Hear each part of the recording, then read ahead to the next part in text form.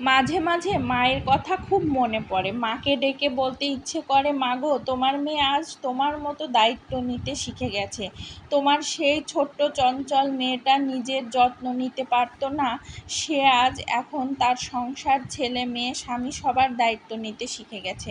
কখন কার কোনটা লাগবে না চাইতেই নিজেকে বুঝে নিতে হয়। আসসালামু আলাইকুম, কেমন আছেন সবাই? আমরাও আলহামদুলিল্লাহ অনেক ভালো আছি। আজ ছুটির দিন, ভোরবেলা উঠে ফজরের নামাজ পড়ে আবার একটু রেস্ট নিয়ে তারপরে সবার জন্য নাস্তা বানাই। কার কি পছন্দ, কে কোনটা খেয়ে অভ্যস্ত, সব কিছু এখন আমার সামলাতে হয়। কারণ এখন আমি আমার সন্তানদের মা হয়ে গেছি। এখন আর আমার আবদারে কেউ চলে না, এখন আমার সবার আবদার পূরণ করতে হয়। তো এদিকে সবার জন্য নাস্তা তৈরি করে দিয়ে ওর বাবাকে বাইরে বের করে বাজারে দিয়ে আমি একটু বেলকনিতে আসলাম আমার গাছগুলোতে একটু পানি দিতে। তো এদিকে আমার গাছগুলো সব নষ্টই হয়ে গেছে। আমার বাবা অনেক আমার জন্য গাছ পাঠিয়েছিল, কিন্তু আসলে আমি সেগুলো রাখতে পারি নাই।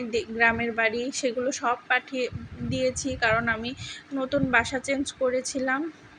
তো কিছু গাছ রেখে দিয়েছিলাম, আর স্ট্রবেরির গাছ কিছু লাগিয়েছিলাম, সেগুলো তো শীতকালেই সব নষ্ট হয়ে যায়। অনেক স্ট্রবেরি ধরেছিল।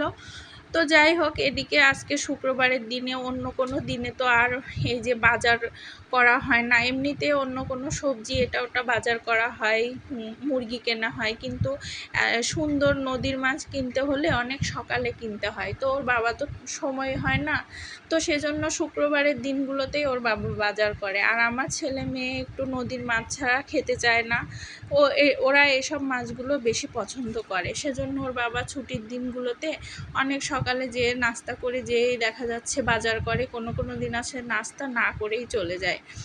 তো আজকে আমি তো এরকম টাইপেরই ব্লগ নিয়ে আপনাদের সঙ্গে শেয়ার করি। তো আপনারা সবাই জানেন যে আসলে আমি কি কি পছন্দ করি, আর কি কি রান্না করি, বা কেমন টাইপের মাছ খেতে আমার ছেলে মেয়ে পছন্দ করে।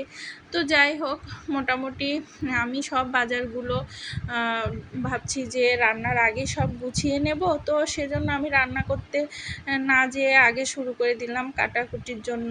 তো যাই হোক, আমার একটু কুটাকাটা রয়েছে, তবুও আমি ভাবছি যে মাছগুলো আগে পরিষ্কার করে কেটে কুটে নিয়ে ফ্রিজে রেখে দিই, তারপরে রান্নার কাছে যাব, তাহলে একটু সব কাজগুলো গুছানো হবে।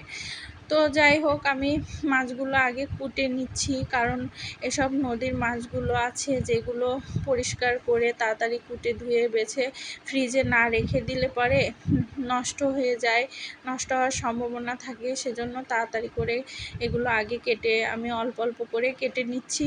তারপরে দেখা যাচ্ছে সেগুলো রেখে দিয়ে একটু পরিষ্কার করে ধুয়ে নিয়ে তারপরে রেখে দিচ্ছি, তারপরে ফ্রিজে রেখে আবার অন্যগুলো কাটছি। কারণ এইসব মাছগুলো বেশিক্ষণ বাইরে রাখলে নষ্ট হয়ে যায়।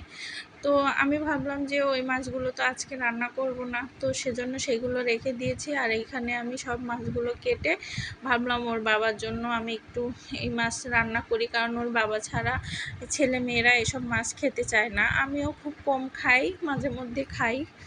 তো যাই হোক, আমি রান্নাটা চুলায় দিয়ে দিলাম, যে রান্নাটা আগে সেরে নিয়ে আমি মাছগুলো সব ফ্রিজে রেখে দিয়ে ভাবলাম তাড়াতাড়ি রান্না করি। যেহেতু আজ শুক্রবারের দিনে প্রচুর পরিমাণে কাজ থাকে। কাজ আসলে কাজের জন্য দেখা যাচ্ছে এক সপ্তাহ তো কাজ করাই হয়, কিন্তু শুক্রবারের দিনটা যেন আরও বেড়ে যায় কাজ। বাজার থাকে, মাছ কাটাকুটি থাকে, গোশ থাকে। তো যাই হোক, আমি রান্না চাপিয়ে দিয়েছি। ওই পাশে কলা দিয়ে একটু বড় মাছ রান্না করব, আর এই পাশে আমি এই মাছগুলো ভুনা করি সাধারণত আমি, তো ভুনা করব। তো যাই হোক, ছেলে মেয়েদের জন্য তো সব কিছু, তো ওরা যেগুলো পছন্দ করে আমিও সেগুলোই করার চেষ্টা করি।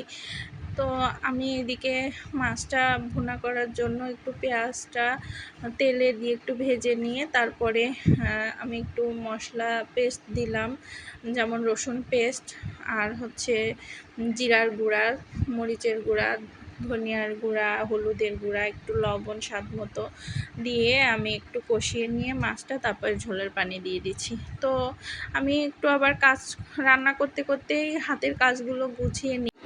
তো আমার কাজগুলো এখন সব মোটামুটি হয়ে গেছে, রান্না বান্না।